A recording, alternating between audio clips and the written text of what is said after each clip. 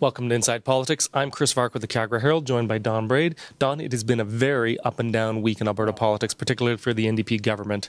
Let's go through some of the ups and downs. We're going to start with the down, which is a legislative committee which had decided to give a 7.25% pay raise to the legislative officers, had to backtrack. The NDP chairwoman of the committee admitted they made a mistake, and they also made a mistake when they said they were going to take a trip to Boston for some of the MLAs. It seemed like a very bad signal to be sending, particularly to voters in the midst of a recession and layoffs across the city and the province. Well, clueless is what it was. I don't know what they're thinking of to think that in that one area, the offices of the legislatures get a 7.5% increase. The one thing that people may not fully grasp is that there's a lot of back and forth between the officialdom and the government, right? And sometimes they get told stuff that may make perfect sense in a governmental context. It makes no political sense. This has that whiff of rookies getting a little bamboozled by the officials. Just seem to be, as you say, tone deaf to what's going on. Let's go to another issue, which, the government, I guess, sort of took a bit of it on the chin. They'd gotten rid of the trade envoy. Rob Merrifield a couple of weeks ago said his last day was September 30th.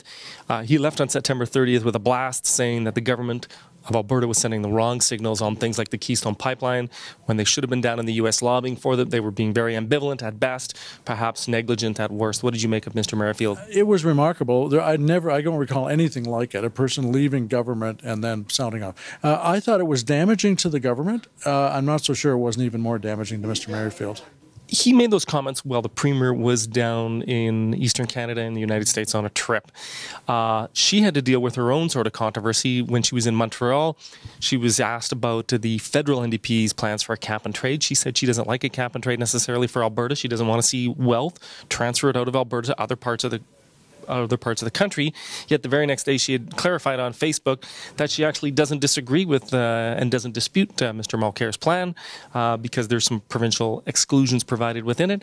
How do you think that played out, and how do you think she handled that issue? Well, I don't think there's a real inconsistency in what she said, but the way it rolled out was highly confusing, and most people aren't going to take the trouble to try and pick through what it means. So what it means is she doesn't want to see money transferred out, but she's okay with a cap and trade scheme national that doesn't do that. So that makes a certain sense. But saying one thing one day and another the other day, the next day just confuses people and gives a lot of ammunition to the increasingly virulent opposition in Alberta. Do you think that the Wild Rose were playing this, as were the Alberta Party, saying that this was Rachel Notley taking her orders from Tom Mulcair? Do you think that sticks? No, I don't think that's true. If she did, she'd be out of here real quick. But it's bound. People are bound to think that, and certainly they're friends, and certainly they cooperate just the way Wild Rose are friends with Stephen Harper.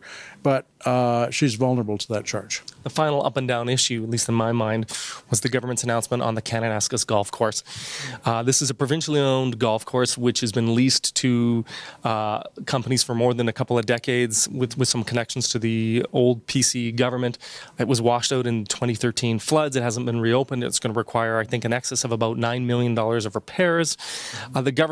The NDP government had long said that they didn't want to be in the business of running a golf course, but yet, lo and behold, this week they had to announce they're going to stay in the business of running a golf course. What do you make of this dispute?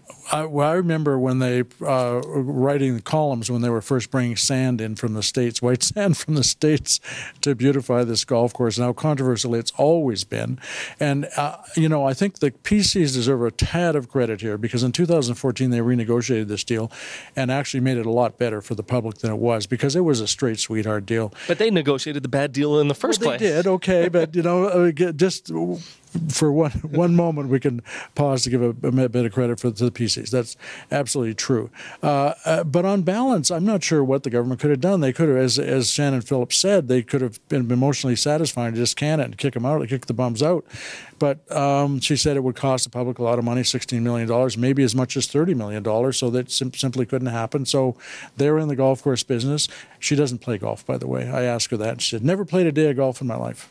But this is the old sort of, axiom of what you say in opposition. Be careful what you say. If you become government, people might expect you to actually live up to your promise. That is true. So, Don, that brings us to the segment of the week we love to hate, and that is winners and losers of the Alberta politics and the political scene. Who's your winner? I'd say Notley. I think she's done a credible job down east. People have been following what she's actually been saying down there. The people she's been meeting. The speeches are quite good. She spoke to the Empire Club in Toronto on Friday, and it's a solid speech that gives a very responsible image. And they're down there because they're trying to allay fears about the NDP.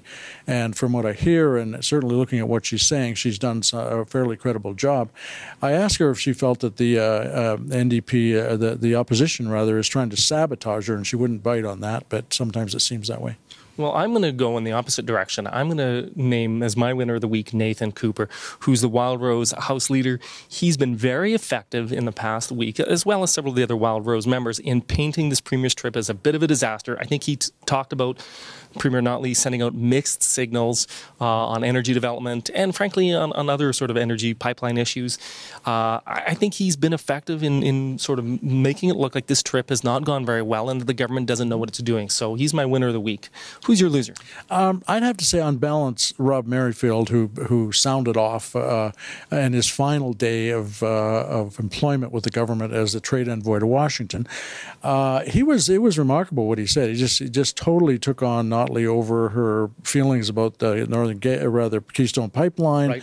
And he really teed off, and that was fine. That was very interesting, and it certainly got a lot of attention. But the very next day, he turns up at Canadian Strategy Group as a lobbyist, working with two very high-profile New Democrats. So who's he going to lobby in the province after those remarks? That's what Notley says. I'd be very interested in seeing who's going to lobby.